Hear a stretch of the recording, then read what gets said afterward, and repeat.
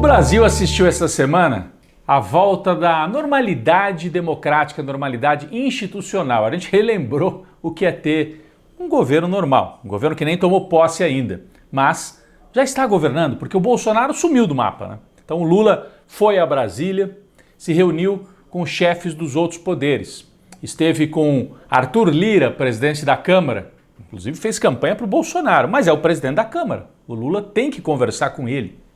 Se reuniu também com o presidente do Senado, Rodrigo Pacheco, que é do partido do Kassab, o PSD, e esse partido deve estar na base de apoio do Lula.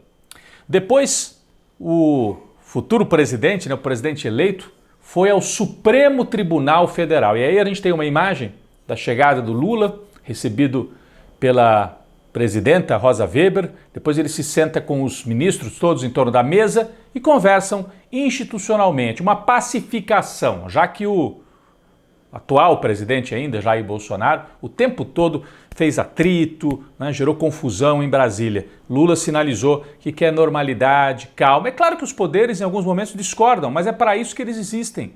Um poder coloca limite no outro, para que não haja nenhum superpoder que queira dominar o país. Bom, depois do STF, Lula foi ao TSE, Tribunal Superior Eleitoral, que teve um papel fundamental para garantir que as eleições transcorressem com certa normalidade, apesar de todos os abusos cometidos pelo Jair Bolsonaro com a ajuda dos militares. Então o Lula teve com Alexandre de Moraes e depois deu uma entrevista, saindo ali do tribunal, indicando também volta à normalidade no relacionamento com a imprensa.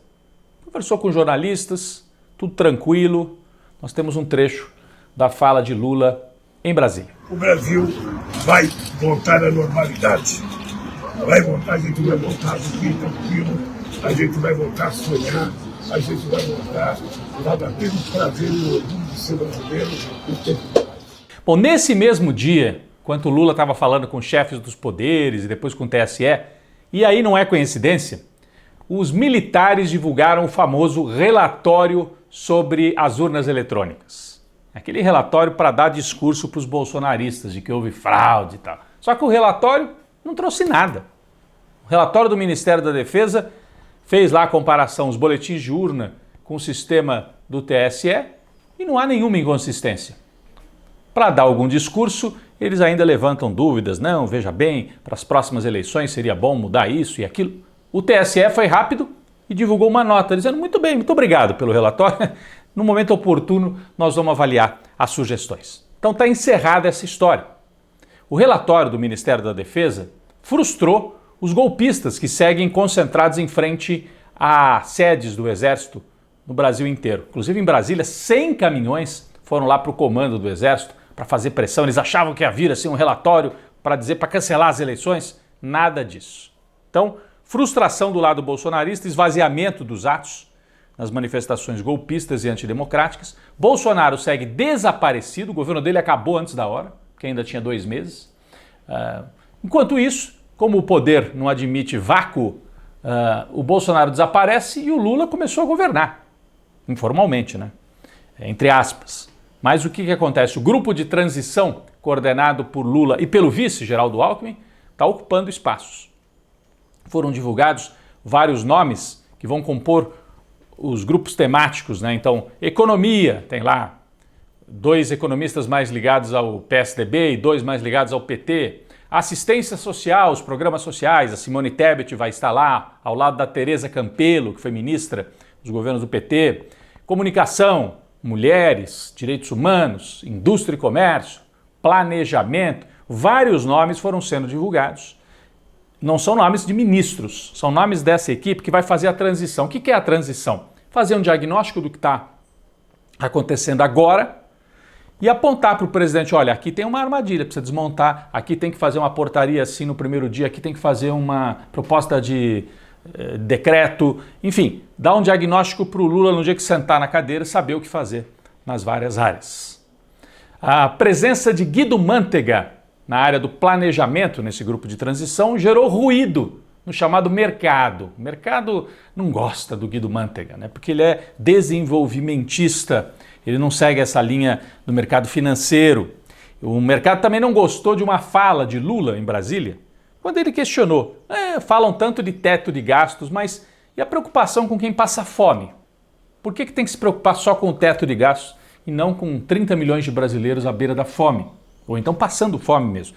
O mercado, o Lula vai ser irresponsável, então não vai controlar os gastos. O Lula governou por 8 anos e não teve problema nenhum com os gastos. O que ele estava querendo dizer é que o governo dele não está aqui para agradar o mercado financeiro. Senão deixava o Guedes, que já faz isso.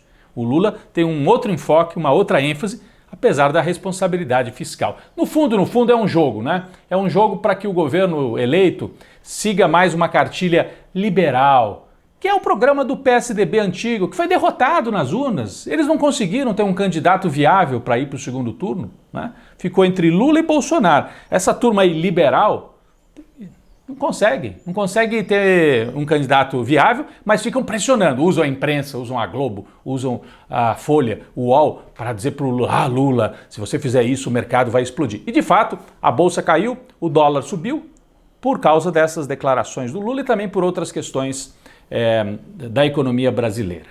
O fato é que os grupos de trabalho de transição já começaram a atuar em Brasília, tem uma sede até em Brasília, é o Centro Cultural Banco do Brasil, onde os trabalhos acontecem, e o Lula, enquanto essa turma está trabalhando em Brasília, segue para o Egito, já como estadista brasileiro, vai participar da Conferência Internacional do Clima.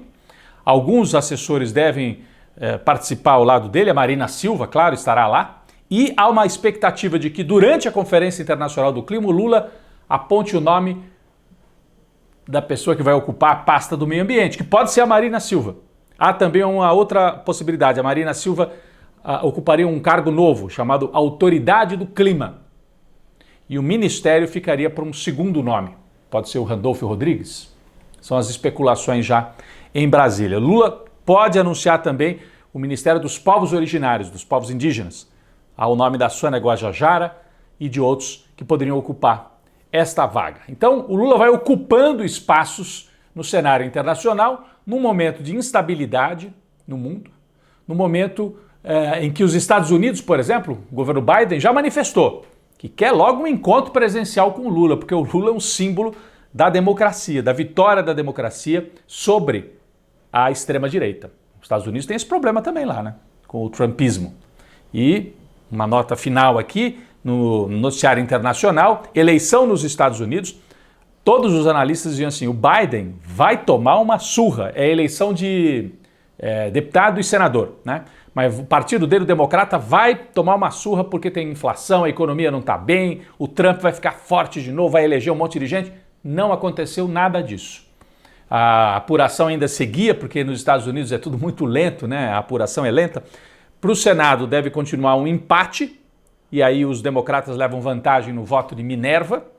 E na Câmara, né, na Câmara dos Representantes, Câmara dos Deputados, também muito equilíbrio. O Trump sai enfraquecido dessa eleição, porque ele apostou naqueles nomes radicalizados da extrema-direita no partido dele, Partido Republicano, e isso atrapalhou. Se fosse um partido republicano mais moderado, uma direita mais moderada, teria ganho com muito mais facilidade. Fez um discurso radical, perdeu em vários locais. Então, o Biden saiu aliviado e agora quer se reunir com Lula como um símbolo de que os democratas no Brasil e em outras partes do mundo podem estar juntos num projeto.